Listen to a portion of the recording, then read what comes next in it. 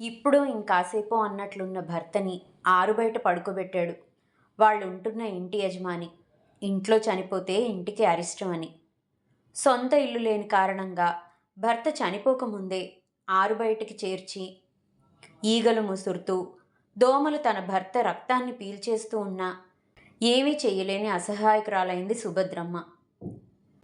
తనకు కూడా అలాంటి పరిస్థితే వస్తుందేమో అన్న భయంతో, బాధతో సుభద్రమ్మ తీసుకున్న నిర్ణయం ఏమిటి? పూర్తి కథ కోసం కింద కనిపిస్తున్న ప్లే బటన్ని క్లిక్ చేసి ఫుల్ వీడియోలోకి వెళ్ళండి. కథ విని నచ్చితే లైక్ చేయండి, మీ ఫ్రెండ్స్ అండ్ ఫ్యామిలీకి షేర్ చేయండి, మీ అభిప్రాయాల్ని కామెంట్ చేయండి. ఇలాంటి మరెన్నో మంచి మంచి కథలను ఆడియోలో వినాలనుకుంటే మా ఛానల్ని సబ్స్క్రైబ్ చేసి పక్కనున్న బెల్ ఐకాన్ని క్లిక్ చేశారనుకోండి, నేను ఇలా వీడియో పెట్టగానే అలా మీకు నోటిఫికేషన్ వస్తుంది. ఎన్నో మంచి మంచి కథలను మిస్ కాకుండా వినేయచ్చు. చేస్తారు కదూ మరి.